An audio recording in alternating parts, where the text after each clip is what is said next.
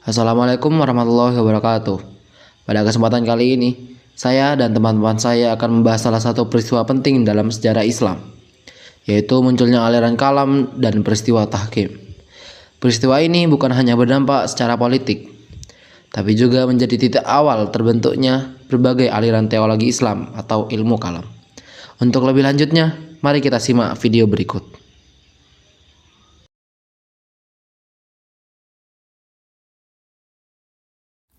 Akidah Islam pada masa Nabi. Ketika Nabi Muhammad SAW masih hidup, umat Islam masih bersatu padu. Belum ada aliran-aliran atau firqah. Apabila terjadi perbedaan pemahaman terhadap suatu persoalan, maka para sahabat langsung berkonsultasi kepada Nabi. Dengan petunjuk Nabi tersebut, maka segala persoalan dapat diselesaikan dan para sahabat mematuhinya. Para sahabat dilarang oleh Rasulullah SAW memperdebatkan sesuatu yang dapat memicu perpecahan. Misalnya tentang qadar, sehingga pada masa ini corak akidah bersifat monopolitik, yaitu hanya ada satu bentuk ajaran tanpa perbedaan dan persanggahan dari para sahabat.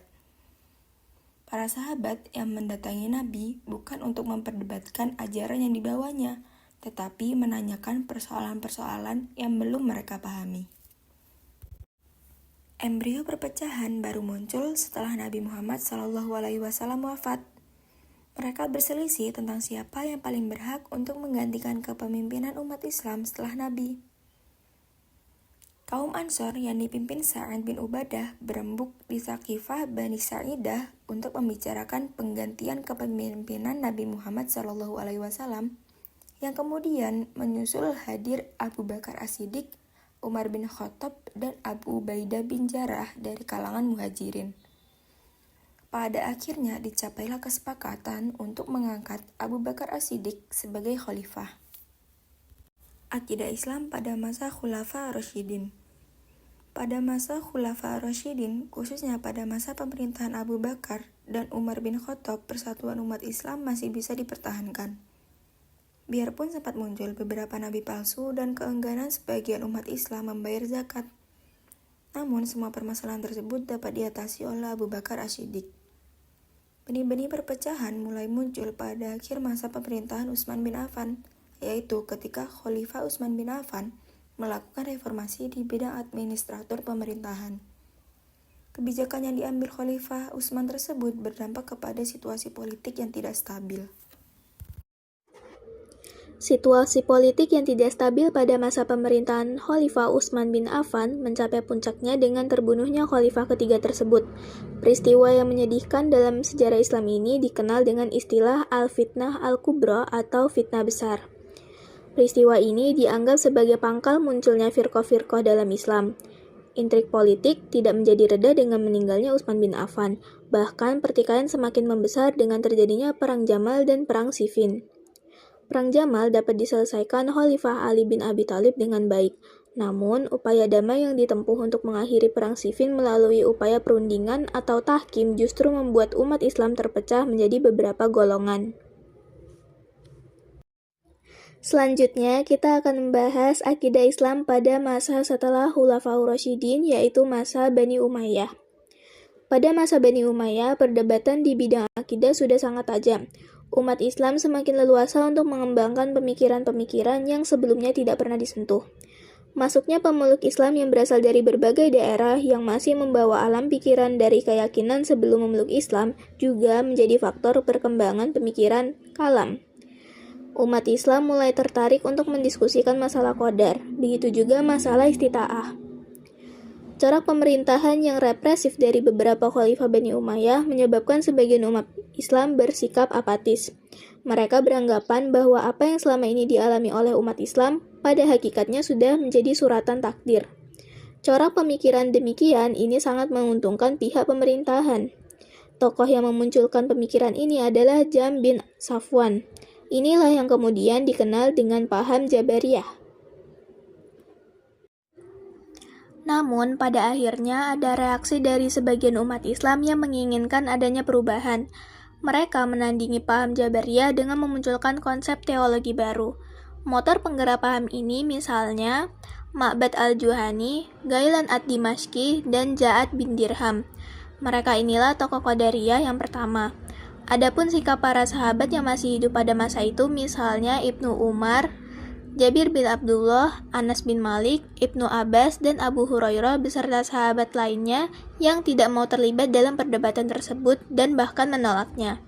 Pada masa Daulah Umayyah ini juga muncul pemikir cerdas yaitu Hasan al-Basri yang kemudian dijadikan rujukan oleh mayoritas umat Islam dengan pendapatnya bahwa orang mukmin yang melakukan dosa besar dipandang sebagai orang fasik, tidak keluar dari golongan mukmin. Akidah Islam pada masa Bani Abbasiyah.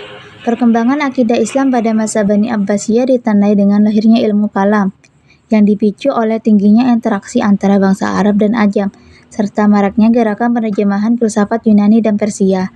Pada masa Khalifah Al-Ma'mun, ilmu kalam berkembang pesat hingga menjadi disiplin ilmu mandiri yang terpisah dari ilmu fiqh.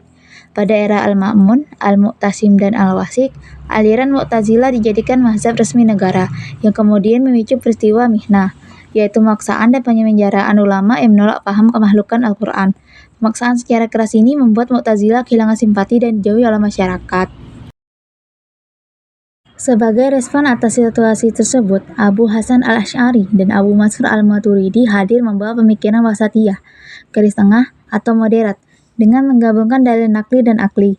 Paham akidah baru ini dengan cepat diterima secara luas oleh umat Islam dan diteruskan oleh ulama-ulama besar generasi berikutnya, seperti Abu Bakar al-Baqillani, Imamul Haramain al-Juwaini, hingga Imam al-Ghazali. Akidah Islam sesudah masa Bani Abbasiyah. Pada masa sesudah Bani Abbasiyah, paham Asy'ariyah dan Maturidiyah berkembang luas serta menjadi pegangan mayoritas umat Islam karena karakternya yang bersifat moderat. Pada perkembangan berikutnya, muncul Ibnu Taimiyah yang mengkritik sebagian pemikiran Asy'ariyah. Pemikiran ini kemudian diteruskan oleh beberapa tokoh seperti Ibnul Qayyim al-Jauziyah, Muhammad bin Abdul Wahhab, Jamaluddin al-Afghani, Muhammad Abduh, dan Rashid Ridho. Seluruh tokoh tersebut berupaya mengembalikan akidah Islam kepada landasan Al-Quran dan Sunnah dengan pemahaman yang lurus. Peristiwa Tahkim. Setelah menjadi khalifah, Ali bin Abi Thalib menghadapi situasi yang sangat sulit akibat terbunuhnya Utsman bin Affan. Muawiyah bin Abi Sufyan menuntut agar pembunuh Utsman segera dihukum. Karena merasa tuntutan tersebut belum dipenuhi, Muawiyah menolak berbaiat kepada Ali dan mengumpulkan pasukan di Syam. Dan kedua pihak akhirnya bertempur dalam perang Siffin pada tahun 37 Hijriah atau 657 Masehi. Ketika pasukan Muawiyah hampir kalah, atas usul Amr bin As diadakannya perundingan damai. Meski sempat diragukan niat baik mereka, Ali akhirnya setuju karena desakan pasukannya. Perundingan terjadi di Daumatul Jandal yang kemudian dikenal sebagai tahkim atau arbitrase. Keduanya mengirimkan delegasi. Pihak Ali dipimpin oleh Al-Musa al-Asy'ari, sedangkan pihak Muawiyah dipimpin Amr bin As. Dalam perundingan, disepakati bahwa Ali dan Muawiyah sama-sama akan diturunkan dari jabatan. Kemudian umat Islam akan memilih khalifah baru. Abu Musa al-Asy'ari lebih dahulu mengumumkan pencopotan Ali sesuai kesepakatan. Namun, ketika giliran berbicara Amr bin As menyatakan bahwa ia hanya mencopot Ali dan langsung menetapkan Muawiyah sebagai khalifah. Tindakan ini dianggap sebagai strategi politik yang merugikan pihak Ali. Selanjutnya, dampak peristiwa Takhim. Peristiwa Takhim menyebabkan umat Islam terpecah menjadi 3 kelompok. Yang pertama, pendukung Ali bin Abi Thalib yang kemudian menjadi embrio Syiah. Yang kedua, Khawarij, yaitu kelompok yang keluar dari barisan Ali karena menolak Takhim. Yang ketiga, pendukung Muawiyah bin Abi Sufyan yang kemudian mendukung berdirinya pemerintahan Bani Umayyah. Karena semua itu, kelompok Khawarij menganggap Ali, Muawiyah, dan Amr bin As telah menyimpang, sehingga merencanakan pembunuhan terhadap ketiganya. Yang hasilnya, Ali bin Abi Thalib berhasil dibunuh oleh Ibnu Muljam di Kufah. Muawiyah hanya mengalami luka-luka, dan Amr bin As selamat karena tidak berada di masjid saat serangan terjadi. Itu saja semua dari kami. Mohon maaf jika ada salah ataupun hal-hal yang lainnya. Terima kasih telah menyimak video sampai akhir. Assalamualaikum warahmatullahi wabarakatuh.